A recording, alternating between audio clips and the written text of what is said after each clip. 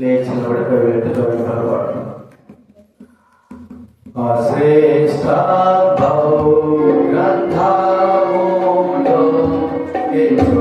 చూసిన ఆదరణయున్నది సుఖదుఃఖములో వాగ్దానమున్నది విశ్వాసముంచి ధ్యానించుడి విశ్వాసముంచి ధ్యానించుడి. కూర్చొని ప్రార్థన చేసుకుంటారు.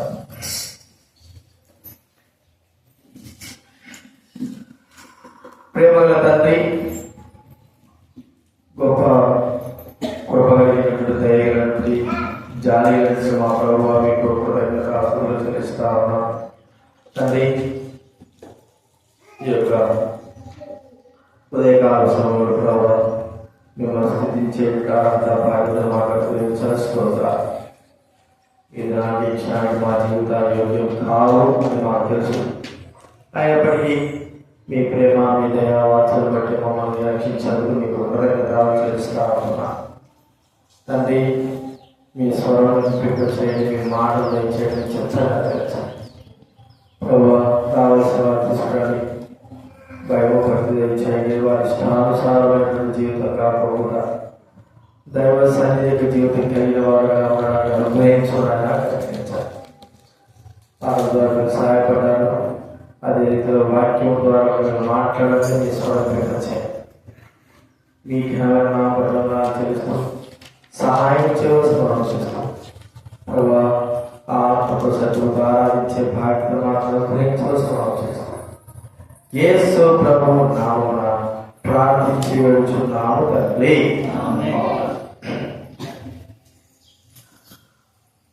దైవగణంలో ఈరోజు ఆరాధనలో ప్రవేశించబడినప్పుడు దేవుని వాక్యం మనకు తెలిసిన కీర్తన గ్రంథం 99వ అధ్యాయం.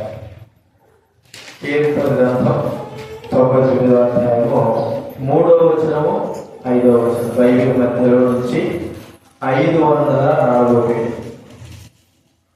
బైబిల్ మధ్యలో నుంచి 504. బైబిల్ మధ్యలో నుంచి 504. 99వ కీర్తన 3వ వచనం 5వ వచనం మనం అందరం కూడా కలిసి చదువుకుందాం. అందరూ చదువుకుందాం. భయంకరమైన నీ గొప్ప నామమును వారు సూచించగలరు. యెహోవా పరిశుద్ధుడు. 5వ వచనం. మా దేవుడు యెహోవాను ఘనపరచుడి. ఆయన పాదపీఠ మీద సాగిలపడి ఆయన పరిశుద్ధుడు. బైబిల్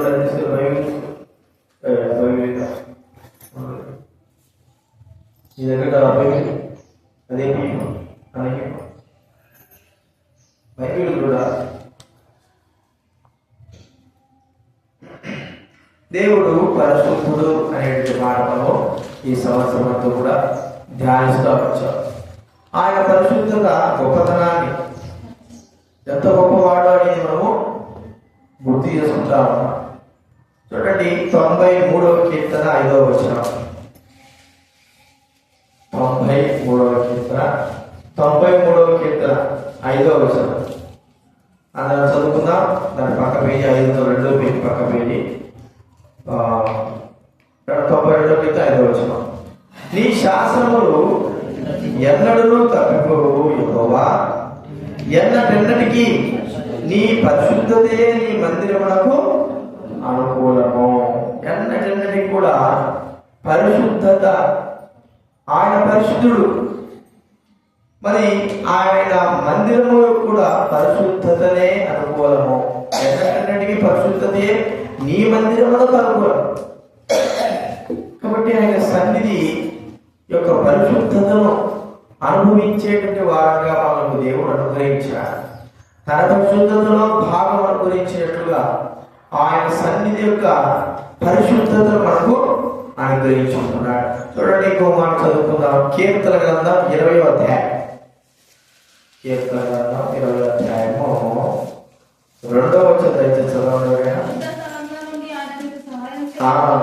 పరిశుద్ధ స్థలములో నుండి ఆయనకు సహాయం చేయనుగాక, సియోనులో నుండి నిన్ను ఆదుకొనును గాక. పరిశుద్ధ స్థలంలో నుండి, అంటే దేవుని పరిశుద్ధ స్థలంలో, దేవుని మందిరపు పరిశుద్ధ స్థలం నుండి నీకు సహాయము చేయుగా. ఆయన పరిశుద్ధ స్థలంలో నుండి మనకు సహాయం. ఏమి సహాయం మనకు దొరుకుతుంది? పరిశుద్ధ స్థలంలో నుండి, పరిశుద్ధుడైన దేవుని దగ్గర నుండి. ప్రభువు మనం స్తుతించి ఆరాధించేటువంటి భాగ్యంలో మనం గుర్తించుకోవాల్సింది, మరి ఆయన పనుల తట్టు నా కనులు ఎత్తుతున్నాను, నాకు సహాయము ఎక్కడి నుంచి వచ్చును? యెహోవా వలననే నాకు సహాయము. పరిశుద్ధుడైన దేవుని దగ్గర నుండే మనకు సహాయము. ఈ సహాయం ఏమిటంటే, దేవుడు తన సన్నిధిలో నుండి మనకి ఇచ్చిన సహాయము, మరి పరిశుద్ధతలో నుండి ఇచ్చిన సహాయం ఏంటంటే రక్షణ సహాయము. చూడండి, బైబిల్ గ్రంథంలో కీర్తన గ్రంథం 14వ అధ్యాయం, కీర్తన గ్రంథం 14వ అధ్యాయము 7వ వచనం దయచేసి చదవడం. సియోనులో నుండి 458 పేజీ, అదే బైబిల్ మధ్యలో నుంచి 458 పేజీ. సియోనులో నుండి ఇశ్రాయేలుకు రక్షణ కలుగునుగాక. యెహోవా చెరలోని తన ప్రజలను రప్పించినప్పుడు యాకోబు హర్షించును, ఇశ్రాయేలు సంతోషించును. సియోనులో నుండి, దేవుని పరిశుద్ధ స్థలములో నుండి ఇశ్రాయేలుకు రక్షణ కలుగునుగాక. ప్రియమైనవారులారా, దేవుని పరిశుద్ధ స్థలంలో నుండి రక్షణ అనేది దేవుడు మనకు అనుగ్రహించుకుంటున్నాడు. కాబట్టి ఇది ఒక గొప్ప సహాయం. తన పరిశుద్ధ స్థలంలో నుండి, పరిశుద్ధతలో నుండి రక్షణ. ప్రభు అన్నాడు ఏమన్నాడంటే, నేనే నీ రక్షణ కదండి. చూడండి, కీర్తన గ్రంథం 35వ అధ్యాయం 468 పేజీ, పై మధ్యలో 435వ అధ్యాయము 3వ వచనం దయచేసి చదవండి.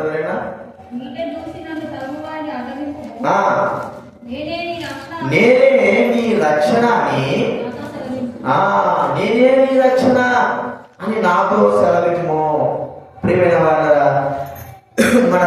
మన రక్షణకర్త అయిన దేవుడు ఆయన తన పరిశుద్ధ స్థలంలో నుండి, సియోనులో నుండి రక్షణ మనకు అనుగ్రహించిన వాడిగా చూస్తా ఉంటున్నా.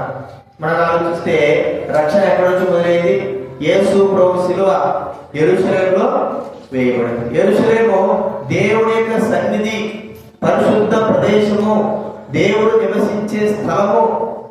ఆ స్థలంలో నుండి రక్షణ ఏమి చెప్పండి? సర్వలోకానికి విస్తరించింది. సర్వలోకానికి ఆయన రక్షణ. చూడండి, లూకాసు వార్త 1వ అధ్యాయం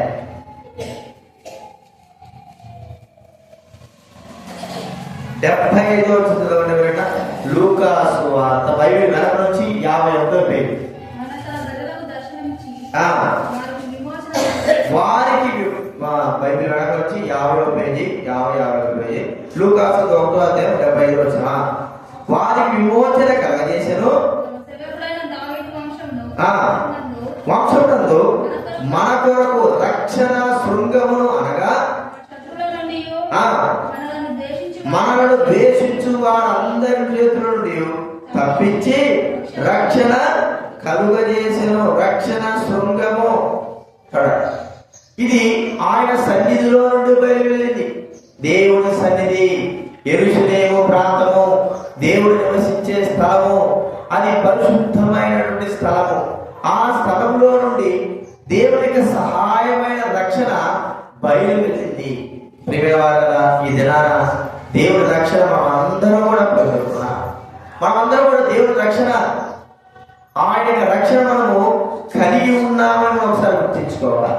రక్షణ ఇది ప్రభువైన దేవుడు యెరూషలేములో ఆయన మనుషుల కొరకై సిలువ వేయబడినటువంటి స్థలంలో నుండి రక్షణ లోకమంతా కూడా వ్యాపించుకుంటున్నారు. లోకమంతా కూడా వ్యాపించి రక్షణ అనేది మనం గుర్తించుకుంటాం. కాబట్టి గుర్తించుకుందాం, ఈ యొక్క రక్షణ మనకు కూడా అనుగ్రహించాడు దేవుడు. రక్షణ సహాయము ఎక్కడి నుంచి? పరిశుద్ధ స్థలములో నుండి దేవుడు మనకు రక్షణ సహాయము. చూడండి, 62వ కీర్తన 1వ వచనంలో, 62వ కీర్తన బైబిల్ మధ్యలో నుంచి 482 పేజీ. బైబిల్ మధ్యలో నుంచి 482 పేజీ 83. 83 62వ కీర్తన మొదటి వచ్చిన నా ప్రాణము దేవుని నమ్ముకుని మౌనంగా ఉన్నది, ఆయన వలన నాకు రక్షణ కలిగి ఉన్నది. అంతేనా? కలుగుడు ఎలాంటి రక్షణ ఇది? ఏమిటి రక్షణ అంటే మన ప్రాణ విషయమైన రక్షణ. అందుకే ప్రభు అంటున్నాడు చూడండి, 68వ కీర్తన 486 పేజీ, దాని పక్కనే 486వ కీర్తనలో 20వ వచనం ఎవరైనా, దేవుడు మా పక్షమున పూర్ణ రక్షణ కలగజేయు దేవుడై ఉన్నాడు, మరణం తప్పించుట ప్రభు అయిన యెహోవా. దేవుడు మన పక్షమున ఏమంటున్నాడు? పూర్ణ రక్షణ, పూర్ణ రక్షణ కలిగజేసినాడు. ప్రియమైన వారలారా, పరిశుద్ధ స్థలములో నుండి రక్షణ బయలువెళ్ళింది. యేసు క్రీస్తు వారి ఆ రక్షణ యెరూషలేము నుండి సర్వ లోకములకు, సర్వ ప్రాంతములకు, సర్వ స్థలాలకి ఆ రక్షణ బయలువెళ్ళింది. ఇది నిత్య రక్షణ. ప్రియమైన వారలారా, ఈ రక్షణ సహాయము దేవుడు మనకు అనుగ్రహించుంటున్నాడు. రక్షణ సహాయము దేవుడు మనకు అనుగ్రహించాడు. కాబట్టి ఈ రక్షణ సహాయం ఇంకా నీవు పొందకపోయింటే, ఈ రక్షణ సహాయం ఇంకా నీకు దూరమే ఉంటే, దాన్ని నువ్వు తెలుసుకోలేకపోతే ప్రియమైన వారు ఇప్పుడే నువ్వు గ్రహించాలి. రక్షణ, ఆయన ఇచ్చే రక్షణ మనకందరూ కూడా సమీపంగా ఉంది. ఎవరికైతే రక్షణ కావాలో, ఈ గొప్ప రక్షణ, విలువైన రక్షణ, మరి ఎంతో విలువైన రక్షణ ఎవరికైతే కావాలో దేవుడు అందరికి ఉచితముగా అనుగ్రహించే దేవుడు. మన ప్రాణములను చూడండి, మరణం తప్పించేటువంటి రక్షణ, పాపం నుంచి విడిపించే రక్షణ, నిత్య జీవుడు ప్రసాదించే రక్షణ. ఈ రక్షణ మనకు అవసరమై ఉన్నదని బైబిల్ సెలవిస్తా. ఇంకా ఇక్కడ కూర్చున్నాం వింటున్నాము, దేవుని యొక్క నిత్య రక్షణ నీకు లేకపోతే, దేవుడు తన పరిశుద్ధ స్థలములో నుంచి రక్షణ మనకు అనుగ్రహించుంటున్నాడు. పరిశుద్ధ స్థలములో నుండి రక్షణ మనకు అనుగ్రహించుంటున్నాడు. కానీ గుర్తించుకుందాం ప్రేమ వల్ల మనం మన జీవితంలో రక్షణ అనేది సహాయము దేవుడు మనకు అనుగ్రహించుంటున్నాడు. రక్షణ అనేటువంటి సహాయం. రెండవదిగా ఆయన పరిశుద్ధ స్థలములో నుండి మనకు కలిగినటువంటి మరి ఆ గొప్ప సహాయం ఏమిటంటే నిత్య జీవము. ఏంటంటే నిత్య జీవం. చూడండి బైబిల్లో మొదటి రాసిన పత్రిక, బైబిల్ వెనక్కి వెళ్ళిపోయి, బైబిల్ వెనక్కి, మొదటి రాసిన పత్రిక బైబిల్ వెనక 224వ పేజీ, బైబిల్ వెనక నుంచి 23 పేజీ, 5వ అధ్యాయం 11వ వచనం. మొదటి యోహాను రాసిన పత్రిక 5వ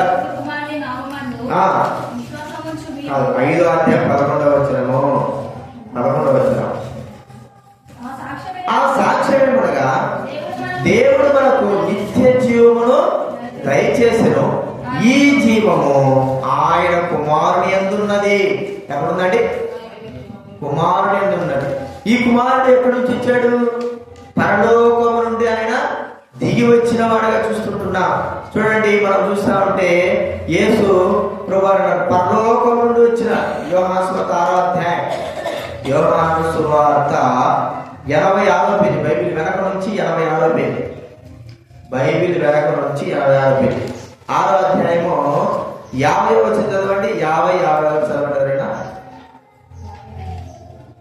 6వ అధ్యాయం యోహాను సువార్త 6వ అధ్యాయం 50వ వచనము 51వ వచనం. దీనిని తిరువాడు చావకున్నట్లు పరలోకం నుండి దిగి వచ్చిన ఆహారం ఇదే. దిగి వచ్చిన జీవాహారమును నేనే. పరలోకం నుండి దిగి వచ్చినాడు. ప్రభునాడు, నేను పరలోకం నుండి దిగి వచ్చి ఉంటున్నాను. మనుష్య కుమారుడు తప్ప పరలోకం దిగి వచ్చిన వాడు. చూడండి, యోహాను సువార్త 3వ అధ్యాయం 13వ వచనం. యోహాను సువార్త 3:13. బైబిల్ గడప 82వ పేజీ. పరలోకం నుంచి దిగి వచ్చిన వాడే అనగా పరలోకంలో ఉండు మనుష్య కుమారుడే. పరలోకముడు తప్ప ఎక్కిపోయిన వాడు లేడు. పరలోకముడు దిగి వచ్చిన వాడు ఎవరండి? ప్రభు అయిన యేసుక్రీస్తు తన పరిశుద్ధ స్థలంలో నుండి నిత్య జీవాన్ని దేవుడు మనకు అనుగ్రహించుంటున్నాడు. పరిశుద్ధుడైన దేవుడు తన పరిశుద్ధ స్థలంలో మనకు కలగజేసిన గొప్ప సహాయం ఏమిటంటే నిత్య జీవము. నిత్య జీవం ఎక్కడి నుంచి వచ్చిందా? నిత్య జీవం పరలోకం నుండి, పరిశుద్ధ స్థలంలో నుండి భూలోకానికి వచ్చింది. ఈ భూలోకంలో యెరూషలేములో నుండి నిత్య జీవము అనేకులకి మరి విస్తరించింది, వ్యాపించింది. ప్రియమైన వారిని ఆలోచిస్తే ప్రభువును అంగీకరించిన ప్రతి ఒక్కడు కూడా నిత్య జీవమును పొందినవాడే, నిత్య జీవము కలిగినవాడే. ఇది మానవులకు తన పరిశుద్ధ స్థలంలో నుంచి చేసినటువంటి గొప్ప సహాయము, నిత్య జీవమైనటువంటి సహాయం. ఇది మనం ఒకసారి గుర్తించుకుంటే ప్రభువు మనకు పరలోకం నుండి ఎంత గొప్ప సహాయం చేశాడంటే తన నిత్య జీవమైన తన కుమారుడైన యేసుక్రీస్తు వారి లోకం పంపడమే.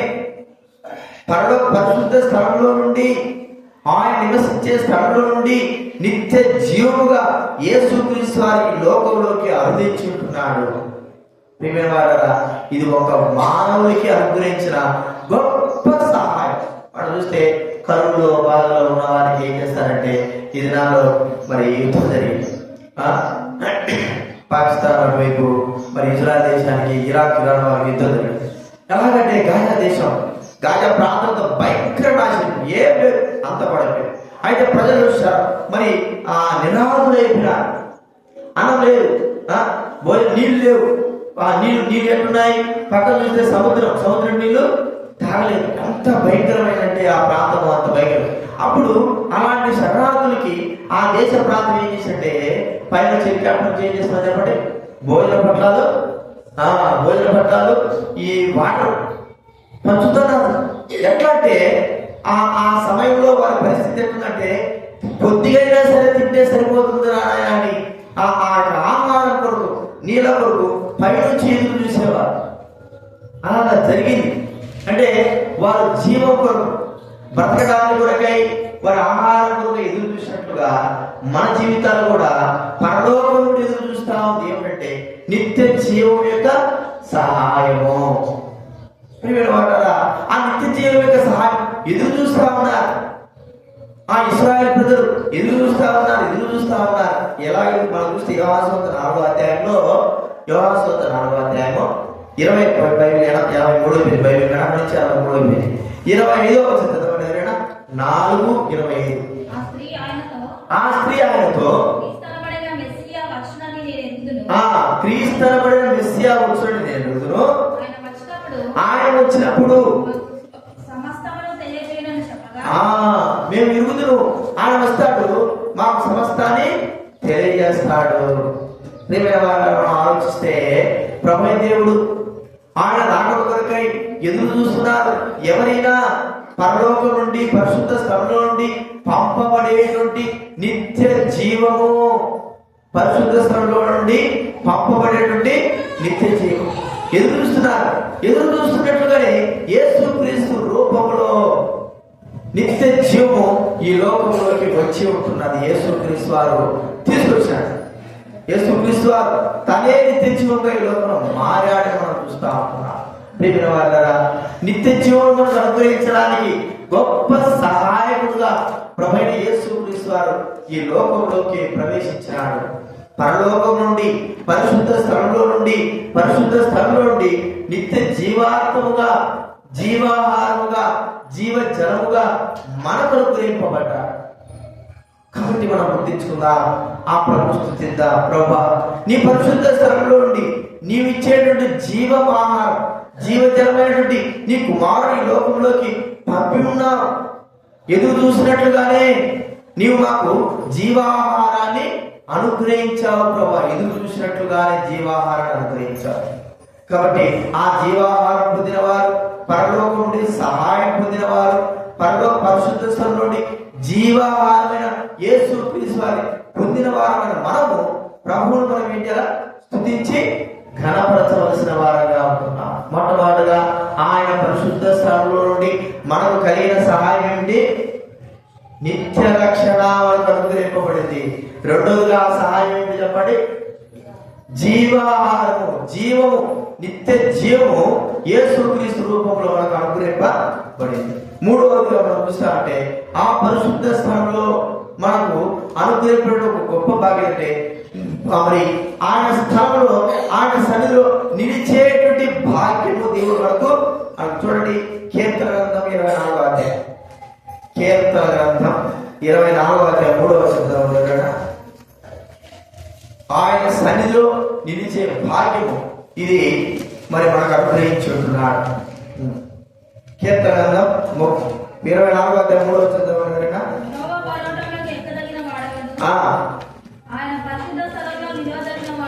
ఆయన పరిశుద్ధ స్థలంలో నిలవదగిన వాడెవడు? యెహోవా పర్వతములకు అంటే ఆయన పరిశుద్ధ స్థలంలో నిలిచేడు బాధ్యత. చూడండి, మనం చూస్తే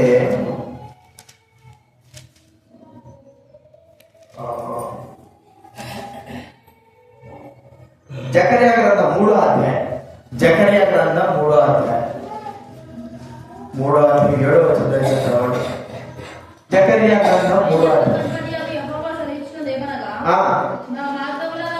నా మార్గంలో నడుచుచు బైబిల్ వెనక నుంచి బైబిల్ మధ్యలో నుంచి 778, బైబిల్ మధ్యలో నుంచి 778. నా మార్గములలో నడుచుచు భద్రముగా గైకొనిన యెడల నీవు నా మందిరం మీద అధికారివై వాడవగదువు, మరియు ఇక్కడ నిలువబడు వారికి కలిగినట్లు నీకెత్తును నా సన్నిధిని నిలుచు భాగ్యము. ఏ సన్నిధి అండి? పరిశుద్ధ స్థలము. పరిశుద్ధ స్థలంలో నిలిచేటువంటి బాధ్యత. ప్రియమైన వారా, మనం ఆలోచిస్తే మనం ఆయన సన్నిధిలో ఉండడానికి అనర్హులము కదా. ఆయన సన్నిధిలో ప్రభు అన్నాడు, నా పరిశుద్ధ స్థలాలను త్రొక్కమన్న వాడెవడు, రమ్మన్న వాడెవడు. యెషయావు అంటారు, నీ సన్నిధిలో ప్రవేశించడానికి ఉండడానికి మాకు ఎంత మాత్రము కూడా యోగ్యత లేదు. ప్రియమైన వారా, ఆయన పరిశుద్ధ స్థలంలో నిలిచి ఉండే బాధ్యత భూలోకంలో దేవుడు మనకు అనుగ్రహించాడు. పరిశుద్ధ సన్నిధి, పరిశుద్ధ మందిరము, సర్వలోక ప్రజలు ఏం చెప్పబడింది? నా మందిరము సర్వలోక ప్రజలకు ప్రార్థనా మందిరము అనబడింది. సర్వలోక ప్రజలకు ప్రార్థనా మందిరం, ఇది పరిశుద్ధ స్థలము, పరిశుద్ధ మందిరము. ప్రియమైన వారా, ప్రభువు నివసించే స్థలము. ఈ స్థలంలో అభాగ్యులం అయోగ్యమైన మనకు నిలిచి ఉండే భాగ్యతను దేవుడు అనుగ్రహించి ఉంటున్నాడు. ఎవరైనా సరే ఈ పరిశుద్ధ స్థలంలోకి రావడానికి యోగ్యత ఉంది. ఎవరికైనా సరే నువ్వు రావకూడదు అని చెప్పడానికి యేసుప్రభువు, నా యొక్క ఉత్సవాన్ని నేను ఎంత మాత్రం బయటికి త్రోసివే. ఆయన సన్నిధిలో ఉంది. ఆయన సన్నిధిలో మన పరిశుద్ధ స్థలంలో నిలిచినటువంటి బాధ్యతను దేవుడు మనకు అనుగ్రహించి ఉంటున్నాడు. ఆయన పరిశుద్ధ స్థలం ఎలాంటిదండి? చూడండి, యెహెజ్కేలు గ్రంథం 47వ అధ్యాయం, యెహెజ్కేలు గ్రంథం 47వ అధ్యాయము 12వ వచనం చదవడం. ఆయన పరిశుద్ధ స్థలం యొక్క గొప్పతనం గురించి బైబిల్ మధ్యలో నుంచి 789. నదీ తీరమున ఇరు ప్రక్కల ఆహారం ఇచ్చు సకల జాతి వృక్షములు పెరుగును, వాటి ఆకులు వాడిపోవు, వాటి కాయలు ఎప్పటికీ రావు.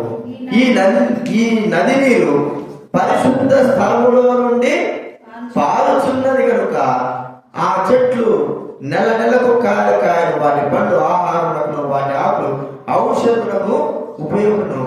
ఈ నది పరిశుద్ధ స్థలంలో నుండి పారు. పరిశుద్ధ స్థలంలో జీవజల నది, దేవుని సన్నిధి. ప్రియమైన వారిని మనం ఒకసారి ఆలోచిస్తే ఈ యొక్క ఉదయకాల సమయంలో పరిశుద్ధ స్థలంలో నిలిచి ఉండే బాధ్యత ప్రభు అన్నాడు, నేను నాతో పాటు మీరు ఉండడానికి నేను వచ్చి మళ్ళా మనం తీసుకుని వెళ్తా. నాతో పాటు ఆ స్థలము ప్రభువు నివసించే స్థలము, పరిశుద్ధ స్థలము, పవిత్ర స్థలము. ఆ స్థలమును ఈ స్థలముగా చేశాడు దేవుడు. ప్రియమైన వారు, ఆయన మందిరములకు ఎన్నటికి పరిశుద్ధతయే అనుకూలము. పరిశుద్ధ స్థలము. ఈ పరిశుద్ధ స్థలంలో అపవిత్రులైన మనము ఉండగలిగే భాగ్యం ఉందా అంటే లేదు. దేవుడు ఎంతో గొప్ప సహాయం చేశాడు. సహాయం మాట ఆలోచిస్తే ఇది పూటకోలవాని ఇల్లువలే నశించిపోయి మన జీవితాలను తీసుకొచ్చి ఆయన సన్నిధిలో ఉంచినాడు. మన తెలుసు లూకాసు 10వ అధ్యాయంలో ఒక వ్యక్తి మరి దొంగ చేత పట్టబడిన వాడు. ఆ వ్యక్తి ప్రాణంతో ఉంటే సమరయుడు అనే వ్యక్తి ఏం చేశాడంటే తీసుకుని వెళ్ళాడు. ఎక్కడ తీసుకువెళ్ళాడంటే ఆ యొక్క పూటకులైన వాడికి తీసుకుని వెళ్ళి అక్కడ అతనికి అన్ని అప్పచెప్పి డబ్బు కూడా ఇచ్చి మళ్ళా వస్తాను, నేను ఈ వ్యక్తిని చూస్తాను. ఆ పూటకులవాడి స్థలమే పరిశుద్ధ స్థలము, ప్రభు మందిరము. ఆ మందిరాన్ని దేవుడు మనకి ఇచ్చాడు. ఒకసారి జరిగిన కార్యం ఏంటంటే, ఎలాంటి వారినైనా సరే దేవుడు మరి తన సన్నిధిలో మరి అనుగ్రహించేవాడు. అటువైపు బీహారు లేదా అస్సాం ఆ ప్రాంతాల్లో ఘోరంగా దుర్మార్గంగా ప్రవర్తించేవాడు. కొండల్లో ఉండేటువంటి వారు ఉండేవాడు. వారు ఏం చేసేవారంటే, ఒక యవనస్తుడు చిన్నతనం నుంచి అక్కడే పెరుగుతూ వచ్చాడు. అక్కడే మరి ఆవులు ఉంటున్నాయి, మరి అక్కడ అడవులు పెరుగుతూ వచ్చాడు. మరి గంజాయి తాగేటువంటి వ్యక్తి, గంజాయి లేకపోతే పాలు మాత్రమే ఇంకా బయటకు వచ్చేవాడు కాదు. ఒకరోజు ఏమైపోయిందంటే ఆ వ్యక్తికి మరి అనారోగ్యం అయిపోయింది. దేవుడి మరి ఆ వ్యక్తి ఎలాగో మరి ఆ పోలీసులు వచ్చి తప్పించుకున్నాడు. మన మొత్తాన్ని మాత్రము ఒక దగ్గర బయటపడ్డాడు. వెళ్ళి వెళ్ళి వెళ్ళి వెళ్ళి ఏం చేశాడంటే ఒక ప్రార్థనా స్థలం దైవ మందిరం ఉంటే ఆ మందిరానికి వెళ్ళాడు. ఆ మందిరంలోకి వెళ్ళిపోయి ధైర్యంగా కాపాడండి, నాకు సహాయం చేయండి అని ఆ వ్యక్తిని అక్కడున్న వారిని ప్రాధాన్యపడ్డాడు. వెళ్ళాడు. అక్కడ వెళ్ళిన తర్వాత మరి సరే ఉంచుకుంటే ఆ వ్యక్తి మందిరంలో ఉన్నాడు. మందిరంలో ఉన్నవాడు మనం ఏం చేస్తాము, ఏదైనా మన దగ్గర మనము భోజనం పెట్టి ఆ వ్యక్తిని సత్కరిసి కొన్ని రోజులు పెట్టాము. ఆ పిల్లవాడు ఏమో పాలు తప్ప ఏం తాగాడు. పాలే తాగుతాడు, అన్నం తినేది లేదు, ఏం లేదు, పాలు మాత్రం. వాడికి రోజుకి ఖచ్చితంగా 2 లీటర్ల పాలు కావాలి. ఎలా చేస్తాడు? జరిగిన విషయం చెప్తున్నాడు. 2 లీటర్ల పాలు తాగాల్సిందే.